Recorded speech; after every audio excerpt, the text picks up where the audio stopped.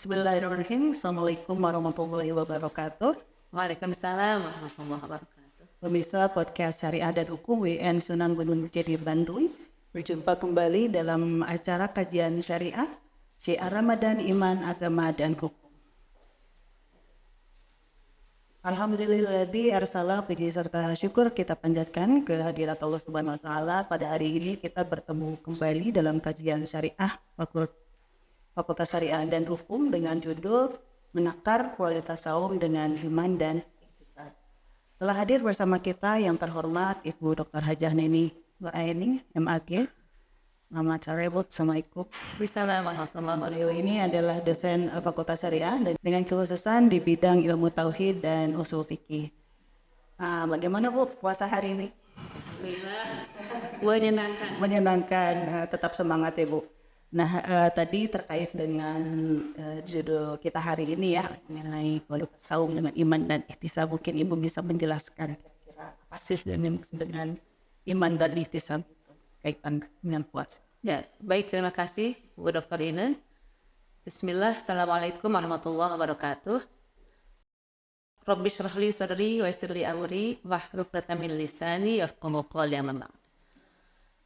Puji dan syukur kita panjatkan kehadirat Allah Subhanahu wa taala karena atas kudrat dan iradahnya, atas takdirnya pada sore hari ini kita bisa berjumpa kembali di bulan Ramadan, bulan yang penuh hikmah, bulan yang penuh berkah, bulan pengampunan, bulan ijabah doa, bulan penuh berdosa dan keutamaan-keutamaan lain yang ada di bulan Ramadan.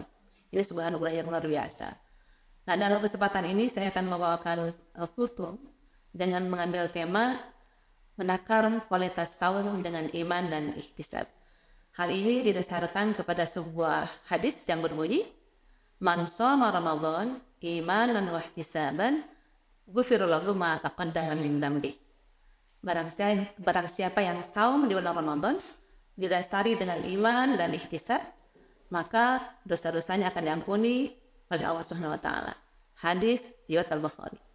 Kalau kita mengamati atau perhatikan hadis ini, bisa menyimpulkan bahwa sebuah saum itu akan menjadi pelebur dosa jika dilandasi dengan iman dan ihtisab. Syaratnya dua, iman dan ihtisab.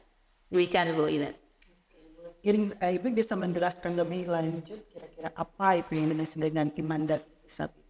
Baik, iman dan ihtisab yaitu sebuah saum yang dilandasi atas panggilan iman.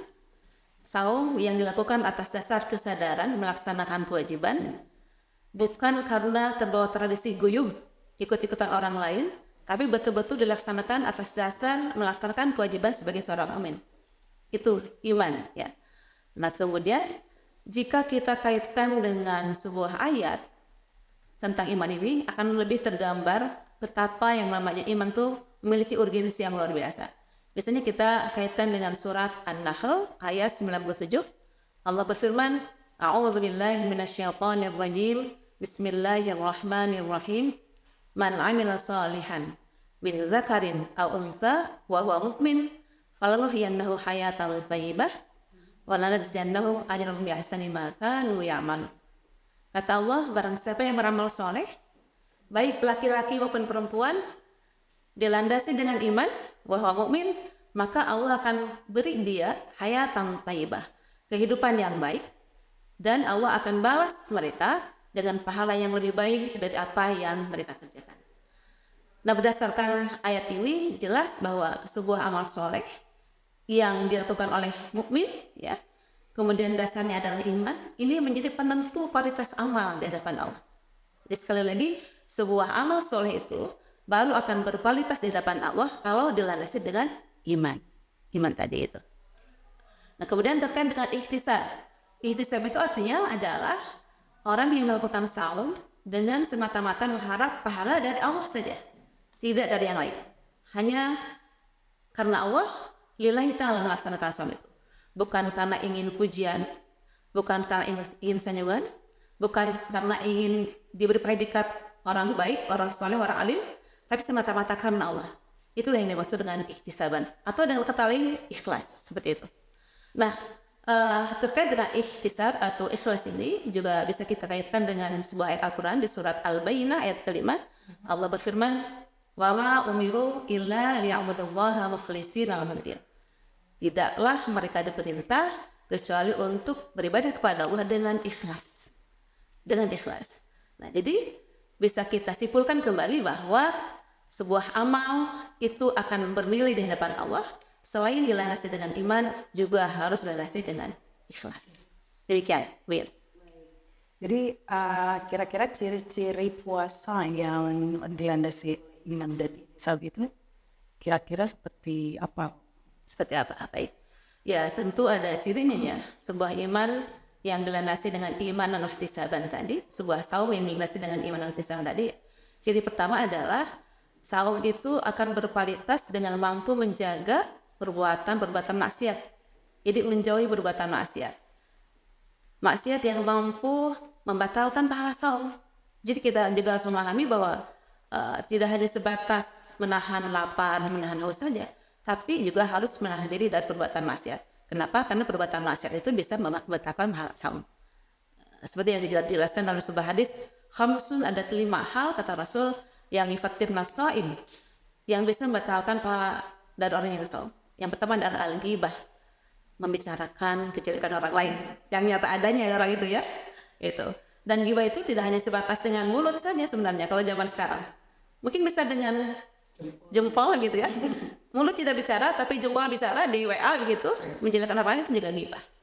Yang kedua adalah namimah, adu domba. Yang ketiga adalah berbohong, hati-hati, itu bisa juga membatalkan pahala saum. Yang keempat adalah an-nazar bisyahwah, melihat lawan jenis dengan syahwat begitu. Dan yang kelima adalah al-yamin al-kadhibah, sumpah palsu. Itu yang pertama, ciri pertama dari orang yang saum dilandasi dengan iman dan ihtisab. Ciri yang kedua, selain bisa menjauhi perbuatan maksiat, dia juga akan melengkapi amaliyah saumnya dengan amaliyah lain.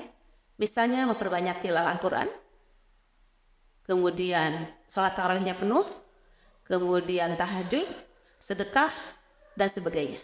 Itulah ciri utama orang yang mampu melaksanakan saum dengan iman dan ihtisaban. Seperti itu. Baik, mungkin itu saja kali ya Bu. Karena waktunya sangat terbatas, jadi bisa saya simpulkan ya, mudah-mudahan puasa hari ini itu kita dapat melaksanakannya dengan ikhlas, kemudian tidak hanya mendapat lapar saja, gitu. Itu kesimpulan yang saya dapat ya, namun juga menjadi penebus dosa dan mendapat pahala tentunya dari Allah Subhanahu Wa Taala dengan menjaga diri dari perbuatan-perbuatan maksiat dan melengkapi amaliyah puasa dengan amal ibadah lain. Baik, mungkin itu saja pertemuan kita hari ini. Terima kasih Bu Dr. Billahi Taufiq wal Hidayah. Assalamualaikum warahmatullahi wabarakatuh. Waalaikumsalam.